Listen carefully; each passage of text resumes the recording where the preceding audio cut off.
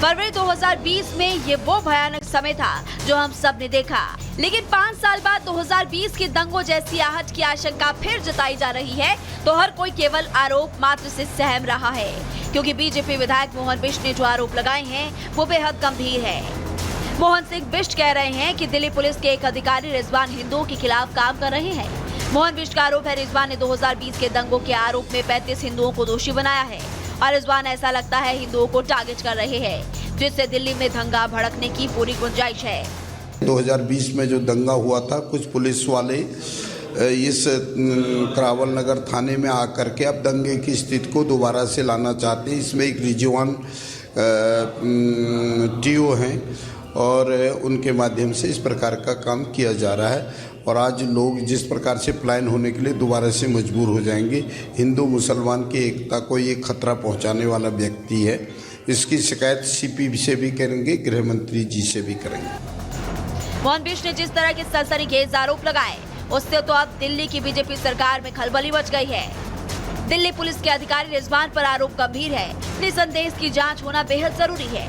दंगे भड़के, माहौल बिगड़ा, इससे पहले ही माहौल बिगाड़ने वालों के खिलाफ एक्शन होना बेहद जरूरी है और अब इसकी मांग भी उठ रही है। Bureau report, Republic Bharat. और अब खबर संभल से जुड़ी हुई है, जहां संभल की जामा मस्जिद में फिर पुलिस पहुंची तो हड़कंप मच गया। आपको याद होगी संभल की वो जामा मस्जिद जिस पर सर्वे हुआ था और सर्वे करने पहुंची पुलिस टीम पर हमला किया गया था। अब उसी मस्जिद पर योगी की पुलिस फिर से पहुंची है।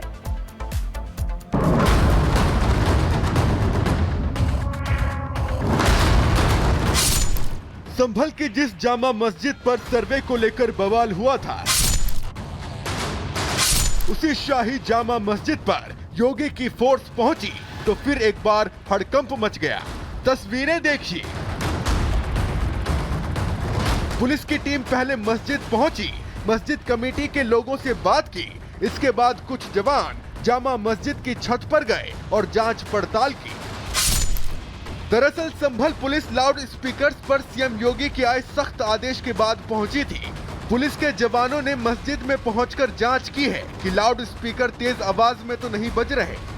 अधिकारियों ने मस्जिद कमेटी को हिदायत दी है कि लाउड स्पीकर की आवाज मस्जिद से बाहर न जाए और अगर लाउड स्पीकर बजते मिले तो कार्रवाई निश्चित तौर पर होगी। संभल से सभी धार्मिक स्थलों में पूर्व से ही नियमानुसार लाउड स्पीकरों को हटवाया जा चुका है। यदि कहीं पर विधि विरुद्ध लाउड स्पीकर लगाए गए अथवा चलाए गए तो इन प्रकरण में विधिक कार्रवाई की जाएगी।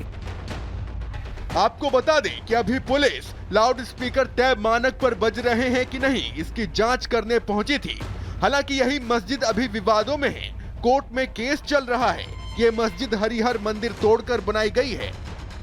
इसके अलावा इसी जगह पर भगवान विष्णु के कल्कि अवतार के दावे हैं और इसीलिए जब पुलिस संभल मस्जिद पहुंची तो संभल की चर्चा एक बार फिर होने लगी। Bureau report, Republic Bharat. Bageshwar Dham पहुंचे आज प्रधानमंत्री नरेंद्र मोदी ने विपक्ष पर जमकर हमला बोला। देश और धर्म का कमजोर करने की कोशिश की गई। प्रधानमंत्री ने कहा, उन्होंने कहा कि नेताओं का एक गुट धर्म का माखौल उड़ाता है।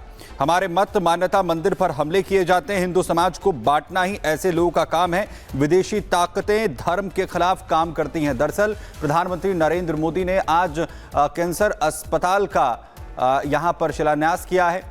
बागेश्वर धाम में प्रधानमंत्री नरेंद्र मोदी ने बोलते हुए विपक्ष पर बड़े हमले किए, जिसमें उन्होंने कहा कि देश और धर्म को कैसे कमजोर करने की कुछ लोगों की तरफ से कोशिशें लगातार की जाती हैं। नेताओं का एक गुट लगातार धर्म का माखौल यहां पर उड़ाता है।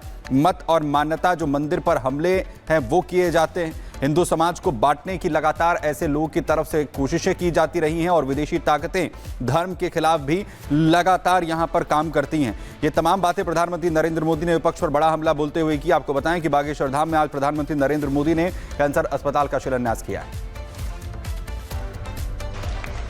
साथियों, आजकल हम देखते हैं कि नेताओं का एक वर्ग ऐसा है जो धर्म का मखौल उड़ाता है, उपहास उड़ाता है, लोगों को तोड़ने में जुटा है और बहुत बार विदेशी ताकतें भी इन लोगों का साथ देकर देश और धर्म को कमजोर करने की कोशिश करती दिखती है। हिंदू आस्था से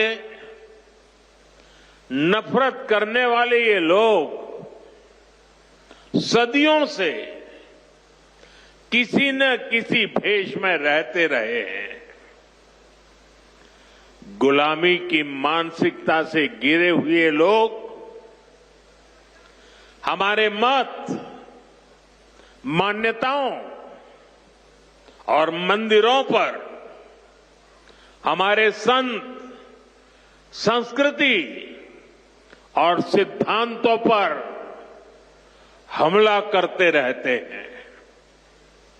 ये लोग हमारे पर्व, परंपराओं और प्रथाओं को गाली देते हैं।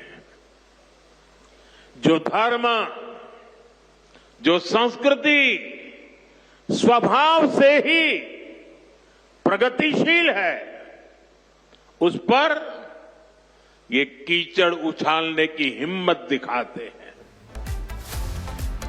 भाई, प्रधानमंत्री मोदी और मेलोनी की दोस्ती तो हमेशा सुर्खियों में रहती है, लेकिन इस बार मेलोनी अपने अलग अंदाज के लिए चर्चा में है। इस बार मेलोनी ने लेफ्ट गैंग को खूब खरी खरी सुनाई। वीडियो सोशल मीडिया पर ट्रेंड करने लगा। लोग मेलोनी के इस अंदाज की जमकर तारीफ कर रहे हैं। मेलोनी ने न सिर्फ लेफ्ट गैंग पर करारा प्रहार किया, बल्कि मोदी, मेलोनी और ट्रंप की अटूट दोस्ती का संदेश भी पूरी दुनिया को दे दिया।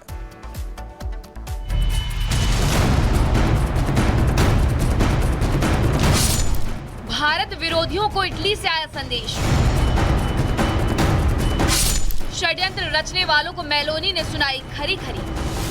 And that is why the left is nervous. And with Trump's victory, their irritation has turned into hysteria. Not only because conservatives are winning, but because conservatives are now collaborating globally. Italy के प्रधानमंत्री Giorgia Meloni एक कार्यक्रम के दौरान left gang पर जमकर बरसी। Meloni ने वामपंथियों को न सिर्फ खरी खरी सुनाई, उनके दोहरे मापदंड पर सवाल उठाए। वहीं मोदी, मेलोनी और ट्रंप की जोड़ी को विश्व का सबसे मजबूत नेतृत्व बताया। When Bill Clinton and Tony Blair created the global leftist liberal network in the 90s, they were called statesmen. Today, when Trump, Meloni, Milei, or maybe Modi talk, they are called a threat to democracy. This is the left's double standard. But we're used to it. We are used to it.